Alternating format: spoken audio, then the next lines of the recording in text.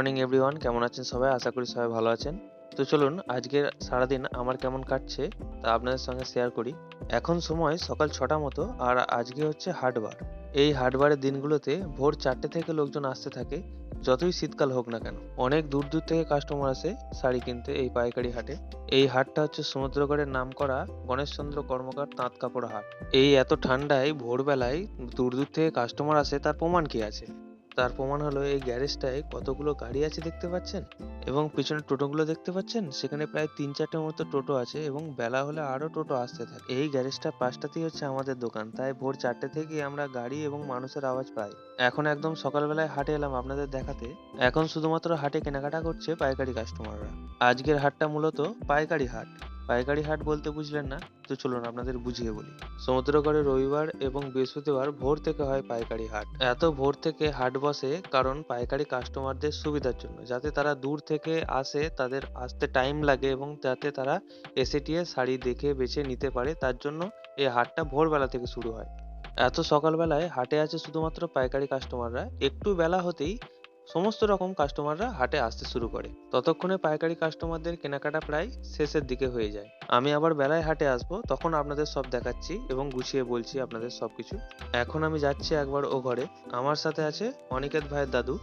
দাদু যে শাড়ি নেবে সেই শাড়ি আমাদের ও ঘরে রাখা আছে, এবং এই ক্যারিটা ও ঘরে নিয়ে যাচ্ছি। এই জিনিসগুলো এ ঘরে প্রয়োজন নেই, তাই ও ঘরে রেখে দেবো বলে এই ক্যারিটাই ভরে নিয়ে যাচ্ছি। এবং দাদু আজ নিল কাতান বেনারসি, এবং আমাদের দোকানে সব রকম বেনারসি অ্যাভেলেবেল আছে। এখন আমি এসেছি বস্তা নিতে ও একটা পার্সেল টেপ নিতে।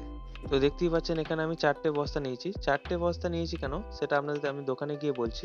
এই যে আমার সামনে শাড়িগুলো দেখতে পাচ্ছেন, আমাদের দোকানের এই শাড়িগুলো অন্য স্টেটে যাবে, অর্ডার আছে।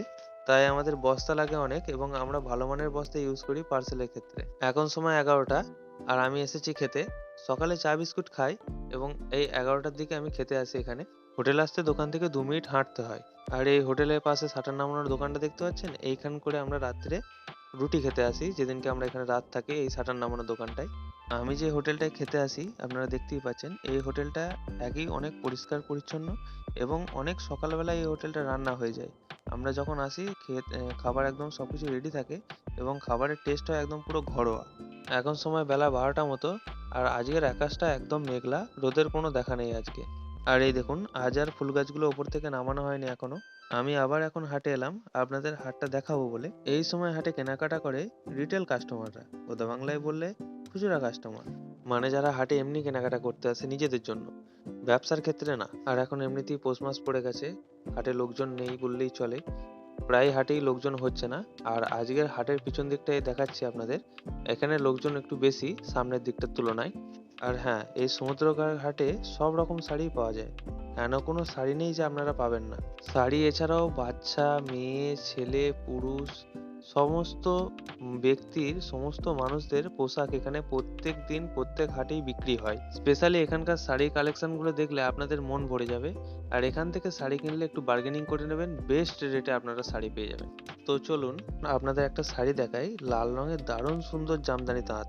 এই যে শাড়িটা দেখছেন একদম টুসটুসে মিষ্টি লাল, তার উপরে ডিপ হলুদের ছোট গুটির কাজ করা আছে। শাড়িটা কি অসাধারণ লাগছে দেখতে আমার। এই শাড়িগুলোর অনেক রকমের কালার হয়, এই স্পেশালি আমার লাল শাড়িটা অনেক দেখতে ভালো লাগছে। কাকা একটা কাস্টমারকে শাড়িটা দেখাচ্ছিল, তাই ভাবলাম আমি শাড়িটা আপনাদের শেয়ার করি, যে এত সুন্দর একটা লাল শাড়ি আপনাদের না দেখিয়ে থাকতে পারলাম না। শাড়িটা আপনাদের কেমন লাগলো কমেন্টে অবশ্যই জানাবেন। আর এই দোকানটায় তাঁত শাড়ির বিপুল ভান্ডার, হেন কোনো শাড়ি নেই যে তাঁতের এই দোকানে নেই। এখন যাচ্ছি স্টেশনে, আমাদের আজকের মতো কাজ শেষ হলো, এবার যাবো বাড়ি। আমি ট্রেন ধরি সমুদ্রগড় স্টেশন থেকে 1:55 ট্রেনটা। এই ট্রেনটা সমুদ্রগড় স্টেশনে আসে প্রায় 2:05-এর দিকে। কোনো কোনো দিন আবার 2টোতেও ঢুকে যায়। ট্রেনটা গন্ডগোল করে মাঝে মাঝে খুব। আর এটা হচ্ছে সমুদ্রগড়ের টিকিট কাউন্টার। আর আজকে স্টেশনে অত ভিড় নেই, কিন্তু এক এক দিন যখন এই ট্রেনটা বন্ধ থাকে সেদিন ট্রেনে এত ভিড় হয় আপনারা ধারণা করতে পারবেন না। এর পরের ট্রেনটার সময় 3:40। ভাবুন, মাঝে একটা ট্রেন বন্ধ থাকলে তার পরের ট্রেনটায় কেমন ভিড় হতে পারে একবার ভাবুন।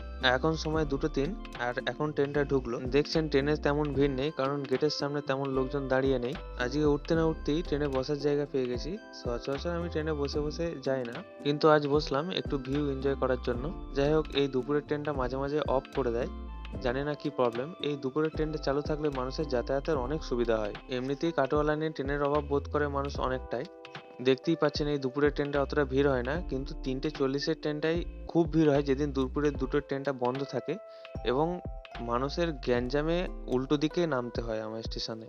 একটা ট্রেন অফ হওয়া মানে বুঝতে পারছেন প্রায় 1 ঘন্টার ব্যাপার। সেই 1 ঘন্টায় যে প্যাসেঞ্জারগুলো স্টেশনে দাঁড়িয়ে থাকে, কাটোয়া থেকে ট্রেনটা লোড হতে হতে আসে এবং এত ভিড় হয়ে যায় যে সোমরাবাজার স্টেশনে আমাকে উল্টো দিকে নামতে হয় জানেন। দেখতে দেখতে ট্রেন ঢুকে গেল কানলা, আর এই সমস্ত মানুষরা কানলায় নামবে দেখে মনে হচ্ছে কম্পার্টমেন্টটা এখানেই সমস্ত ফাঁকা হয়ে যাবে। এই কারণে দুপুরের ট্রেনে বাড়ি ফিরতে সেই মজা লাগে ফাঁকায় ফাঁকায়। চলুন আপনারা ট্রেনের ভিউটা একটু এনজয় করুন।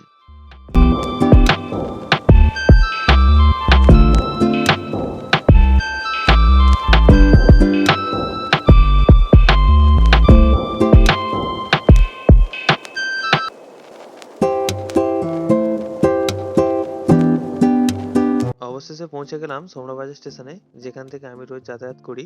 বাড়ি এসে একদম সুন্দর করে স্নান করে খাওয়া দাওয়া করে এখন একটু ফাঁকার দিকে বেরোলাম। এখন সময় আপনার 5টা মতো, আর আজকে জমিয়ে ঠান্ডা পড়েছে একদম। যাই হোক, এই শীত গ্রীষ্ম বর্ষা এই 3টে কালই একটু বিকেলবেলা আমার ফাঁকায় বেরোতেই হবে। ফাঁকায় না বেরোলে আমার মোটে ভালো লাগে না। আর চারিপাশটা দেখছেন কেমন শিশির পড়তে শুরু করেছে এখন থেকে। আর আমি এখন যাচ্ছি গঙ্গাদাপুর মাঠে, গিয়ে একটু বসবো, নিজের মতন করে একটু সময় কাটাবো। এই বিকেল বেলাটাই নিজের মতন করে বসে একটু সময় কাটাতেই ভালো লাগে আমার। এখন পুরোপুরি সন্ধ্যা নামলো, এই ঠান্ডাতে সন্ধ্যাবেলায় রাস্তাঘাটে একদম হাতে গোনা লোকজন। আর সত্যিই যা ঠান্ডা পড়েছে, এই ঠান্ডায় মানুষজনের রাস্তাঘাটে না বেরোনোই ভালো। এর মধ্যে দেখি একজন মাঠে গাড়ি চালানো শিখতে এসছে। এই মাঠটা অনেক বড়, এটা গাড়ি চালানো শেখার মতোই মাঠ। যাই হোক, ওরা গাড়ি চালানো শিখুক। আজ আমার সারাদিন এমনই কাটলো, যেমন আমি আপনাদের শেয়ার করলাম। ব্লগটা কেমন লাগলো কমেন্ট করে জানাবেন এবং লাইক করবেন অবশ্যই, এবং চ্যানেলটা সাবস্ক্রাইব করে বেল আইকনটি প্রেস করে দিন।